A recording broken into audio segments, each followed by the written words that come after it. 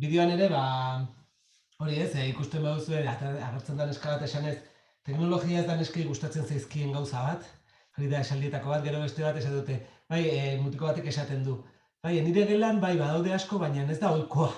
Ez, beraientzat teknologia pixka bat, eta gero estereotipoena ere, komentatu dute, ez, argia bezala hartzen dituztela esten profesionalak, eta gero oso esanguratsua da, hori, ez, galdetzen zaienean, hori, inguruko enpresak ze jarduera egiten duten, enpresetan ze lan egiten den, galdetzen zaienean, 50% gutxi gorabehera ez dakitela esaten dute.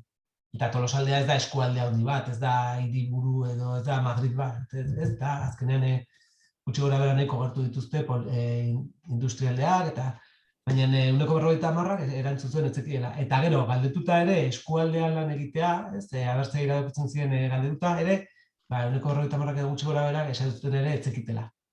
Ez dut ezagutzen eta gainera ez dakite zer iradokitzen dien bertan lan egitea. Eta hori pixka bat, hori da, bideo hauekin ere, pixka bat aldatu nahi dena, ez? Pixka bat bertako gazteei, zuen lana eta bertako enpresetan egiten den lana, pixka bat gerturatzea eta aurkeztea. Eta hori ezagutzea, zen gero beraientzat ere interesgarria da, etorkizunera begira, zer lan esparru dauden ikusteko, bertan bizitzeko, eta bar. Bai, ez dakit zerbait gehiago komentatu nahi duzuen, edo... Ez, nahiko argi. Bale. Ez dakit, Daniel, zu zerbait gehiago komentatu nahi duzu? Ez dakat ez. Printzipioz, sorte hon, bideo grabatzen, garri oso urduri.